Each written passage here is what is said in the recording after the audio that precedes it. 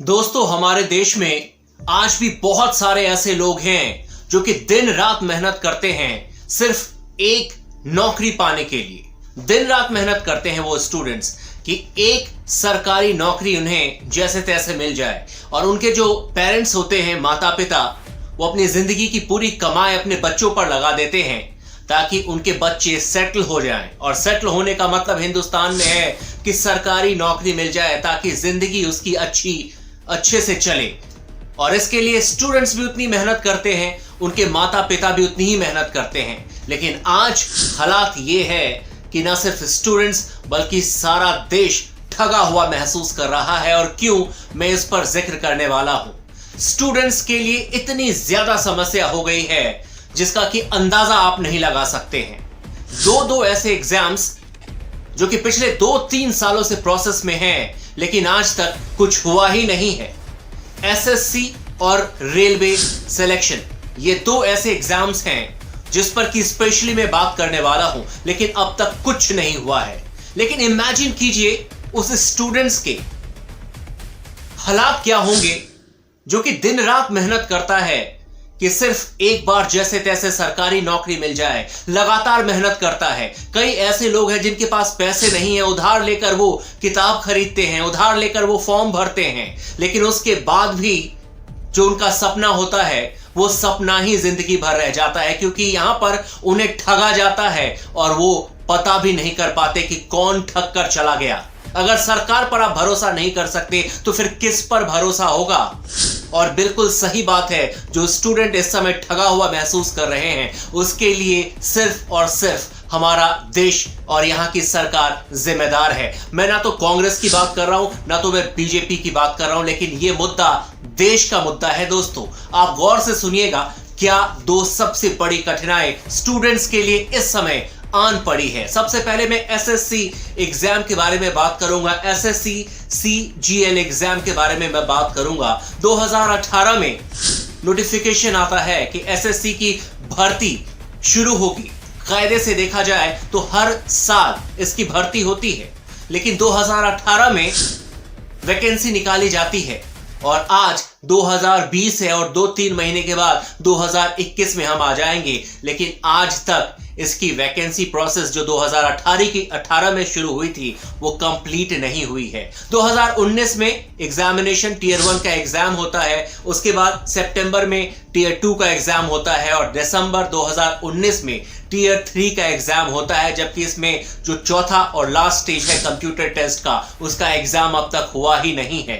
सरकार कह रही है कि कोविड एक सबसे बड़ी समस्या है। मान सकते हैं कोविड सबसे बड़ी समस्या है, लेकिन वो कोविड की जो समस्या हमारे देश में आई है वो कब आई है? मार्च में। और एग्जाम जो 3rd टीयर का एग्जाम हुआ वो हुआ है दिसंबर में, यानी कि दिसंबर और मार्च के बीच में 3-3.5 महीने का गैप है। जहां तक मुझे याद है 22 से 24 मार्च के बाद ही लॉकडाउन लगा था, तो क्या 3-3.5 महीने में रिजल्ट नहीं निकाला जा सकता है? वो भी 50 से 60 हजार स्टूडेंट्स का रिजल्ट नहीं निकाला जा सकता है? आप इमेजिन कीजिए ना, जिस लड़के ने ये सोचकर फॉर्म भरा होगा कि मुझे एसएससी में जॉब पानी है, उसने 2018 में 2017 से तैयारी शुरू कर दी होगी ताकि 2018 में जब फॉर्म निकले तो वो भरे और 2019 तक उसे जॉब मिल जाए। लेकिन वो कितना ठगा हुआ इस समय महसूस कर रहा है कि 2018 से तैयारी कर रहा था, 2020 है और अब यकीनन 2021 तक भी उसे शायद जॉब ना मिल पाए, क्योंकि ये प्रैक्टिकली सच्चाई है। चौथा टीयर है उसका अब तक एग्जाम हुआ नहीं है, और अगर एग्जाम हो भी गया इस समय भी तो भी 3 से 4 महीने लग जाएंगे सिलेक्शन जिसका होगा उसे ज्वाइनिंग करवाने में। तो मोटे तौर पर देखा जाए तो 2021 से पहले कोई स्कोप नहीं है एसएससी के उन सारे स्टूडेंट्स के लिए जिन्होंने कि 2018 के नोटिफिकेशन के बाद फॉर्म भरा था। दूसरी बात हम करेंगे रेलवे की। लोकसभा इलेक्शन 2019 में लड़ी गई थी और उससे ठीक पहले 90,000 वैकेंसीज निकली थी रेलवे में, और सारे स्टूडेंट्स, तकरीबन 3 करोड़ स्टूडेंट्स ने 2.8 करोड़ से एग्जैक्ट फिगर है, मोटे तौर पर 3 करोड़ मानकर चलते हैं, देश के युवा ने उसके लिए फॉर्म भरा दोस्तों। और उन सब से 500-500 रुपए लिए गए, ये कहकर कि 400 रुपए आपको लौटा दिए जाएंगे। ये घटना मैं 2019 की बता रहा हूं। इलेक्शन से पहले, इलेक्शन मई में हुआ, यानी कि उससे पहले की बात है। और अब ये 2020 सितंबर है, लेकिन आज तक एक पैसे रिटर्न नहीं हुए, 400 रुपए, जिसके लिए सरकार कह रही थी कि आपके पैसे वापस हो जाएंगे। पैसे छोड़िए, स्टूडेंट्स को एग्जाम का डेट तो बता दीजिए कि एग्जाम कब होगा उनका। बच्चे जगह जगह मारे फिर रहे हैं कि हमारा एग्जाम कब होगा। 2018 से वो तैयारी कर रहे हैं, लेकिन उनका दर्द जानने वाला कोई नहीं है, उनका दर्द पूछने वाला कोई नहीं है। और कहने के लिए हम कहते हैं कि हिंदुस्तान युवाओं का देश है। हिंदुस्तान में युवाओं की जो संख्या है वो सबसे ज्यादा है और ये देश युवाओं का देश है। लेकिन दोस्तों, रियलिटी ये है कि 65% जो हमारी आबादी है, जो कि 35 साल या उससे कम की है, वो सब के सब मैक्सिमम स्ट्रगल कर रहे हैं। सरकारी नौकरी यहां पर है ही नहीं, ऐसा ही लग रहा है। अदरवाइज सरकार, जिन्होंने कि स्टूडेंट से पैसे लिए हैं, कम से कम स्टूडेंट को डेट तो बता देती। एक तरफ आप कह रहे हैं कि कोविड की समस्या है, तो कोविड की क्या समस्या सिर्फ रेलवे एग्जाम के लिए है? आईआईटी और नीट के एग्जाम्स हो रहे हैं या नहीं हो रहे हैं इस देश में? स्कूल कॉलेज के एग्जाम हो रहे हैं या नहीं हो रहे हैं? लेकिन सिर्फ रेलवे के एग्जाम नहीं होंगे कोविड की वजह से? यह बहुत ही अजीबोगरीब सिचुएशन है इस देश में। एसएससी का रिजल्ट निकालना नहीं है। आखिर क्या वजह है कि इतने दिनों से भी एसएससी का रिजल्ट पेंडिंग पड़ा हुआ है? क्या 50 से 60 हजार स्टूडेंट्स का रिजल्ट निकालने में सरकार को इतना वक्त लग जाएगा?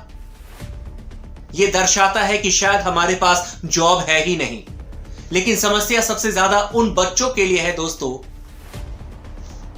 आप खुद सोचिए, जो कि गांव देहात में दिन रात मेहनत करते हैं, उनके पास लाइट नहीं है, बिजली नहीं है, लेकिन उसके बाद भी वो पढ़ाई करते हैं। किसान के बच्चे अपने खेत को बेच बेचकर बच्चों को पढ़ाने की एक सपना किसान देखता है, ताकि दिन रात उसे मेहनत ना कर, उसके बच्चों को उतनी मेहनत ना करनी पड़े जितनी कि उसने की है। लेकिन क्या करेगा वो? आज तो वो भी ठगा हुआ ही महसूस कर रहा है। बच्चे घर में बैठे हुए हैं, कोई बताने वाला नहीं, कोई सुनने वाला नहीं कि उनका फ्यूचर क्या है। और ऐसे में हम बात करते हैं कि देश का भविष्य बहुत उज्जवल है। रियलिटी हम सबके सामने है दोस्तों। आप भी जानते हैं, मैं भी जानता हूं, अगर इसी तरीके से चला तो ये देश कहां जाएगा। मेरे बातों को बिल्कुल पॉलिटिकल मत लीजिएगा, क्योंकि ना तो मैं बीजेपी ना तो मैं कांग्रेस की बात कर रहा हूं, मैं रियलिटी की बात कर रहा हूं, मैं स्टूडेंट्स की बात कर रहा हूं। अगर स्टूडेंट्स स्ट्रगल करेंगे तो ये देश स्ट्रगल करेगा। अगर चुनाव, बड़े बड़े चुनाव, लोकसभा का चुनाव 3 महीने में खत्म हो सकता है, तो एक एग्जाम का प्रोसेस 3 साल तक कैसे चल सकता है? क्या लोकसभा का चुनाव से ज्यादा बड़ा एग्जाम का प्रोसेस है? 3 साल 2 साल से रिजल्ट नहीं आए, लेकिन हर 2 महीने 3 महीने पर स्टेट के इलेक्शन हो जाते हैं। ये क्यों? क्या अब समय नहीं आ गया कि हमें अपने शिक्षा प्रणाली को बिल्कुल बदलने की जरूरत है, नई सोच लाने की जरूरत है? अदरवाइज इस देश का क्या होगा, ये भगवान ही मालिक है। दोस्तों, इस वीडियो को ज्यादा से ज्यादा शेयर कीजिए, क्योंकि ये मामला देश का है, ये मामला स्टूडेंट्स का है।